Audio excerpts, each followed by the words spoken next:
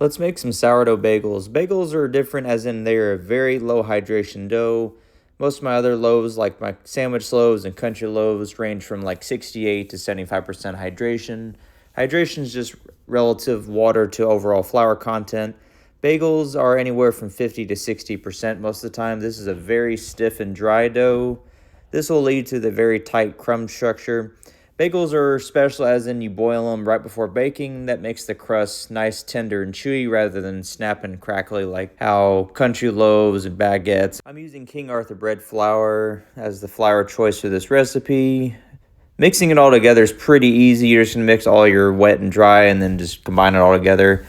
So you add your water, then your sourdough starter you fed the night before. Refer to my other videos on how I do this. I feed it right before I go to bed and I use it the next day. If you need help on how to make a sourdough starter from scratch, I also have a video on that recently. You're going to add all that together, mix your water and starter together, add in your sweetener, and then add in all your other dry ingredients, that being your flour and salt. Mix it all together as best as you can with your stirring utensil of choice. It's going to be very clumpy and shaggy. So I'll typically mix for a minute or two with a stirring utensil, and then I'll come back in with a soaking wet hand and mix it together for about 5 to 6 minutes. Bagel dough is very, very dry. You can also opt and take the dough out into the counter and knead for 8 to 10 minutes and get your gluten development done that way. I'm usually being pretty lazy. I just let time do the work for me. We'll do 2 sets of folds on this dough. Let it rest for 30 minutes. We'll come back in, flatten it out onto the counter. We're going to go north, south, east, west, just like in my other videos. Stretch the dough out, pull it over itself. You're just creating tension and layering the gluten network in here. The stronger you get this gluten form, the easier time you're going to have later during shaping, and then you're going to get that characteristic chew that bagels are known for. When you get it all folded up, round it up into a nice tight ball, drop it back in the bowl. We're going to let it rest for 30 minutes, and we'll come back and do our final fold. Since this is a low hydration recipe, you don't have to do so many folds on it. Gluten forms much more readily at a lower hydration than, say for example, like a high hydration recipe like with my country loaves. Those will typically need 3 to 4 sets of folds till I get sufficient gluten development. This bagel dough after 2 folds, very strong, holding its shape. Our target dough temp is going to be 78 to 80 degrees. Our bulk ferment time is going to range anywhere from 3 to 4 hours. If your dough is a little bit cooler at this stage, just give it some more time. If it's running hotter than this, just decrease the time a little bit. Use your intuition.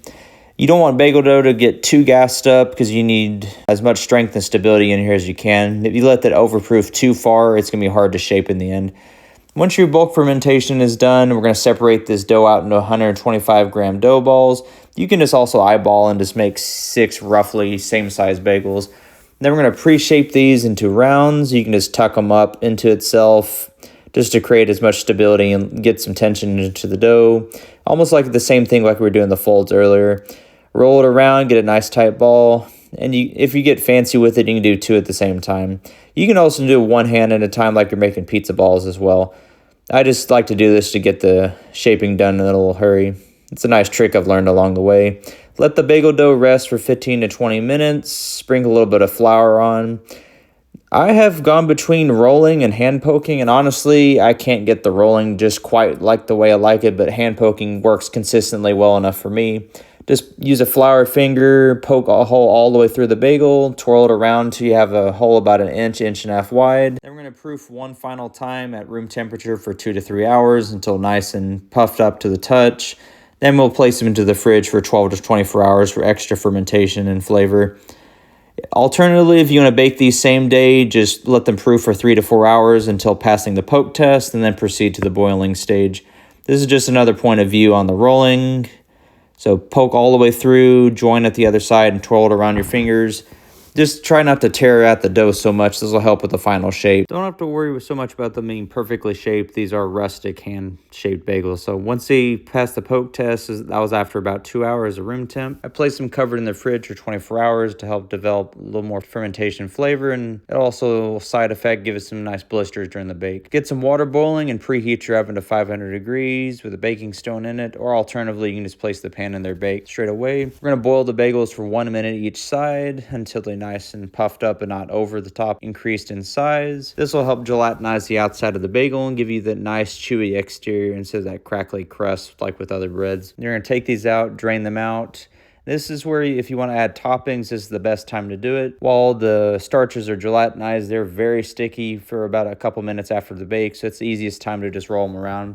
Alternatively, you can just sprinkle them on top of your bagel, but I like to get a more even coating by dumping them straight into a plate of the toppings. Personally, my favorite is everything bagel and sesame seed. You do what you want. Place into the oven at 500 degrees for 15 to 20 minutes total, depending on how dark you like your bakes. I like to do the first 10 minutes on the stone, and then I'll raise it up to the top of the oven so my bottoms don't get too dark. This will help get a nice blistery brown crust on them. After that first 10 minutes, I'll put up on the top of the oven to finish the rest of the bakes. The bottoms don't get too brown.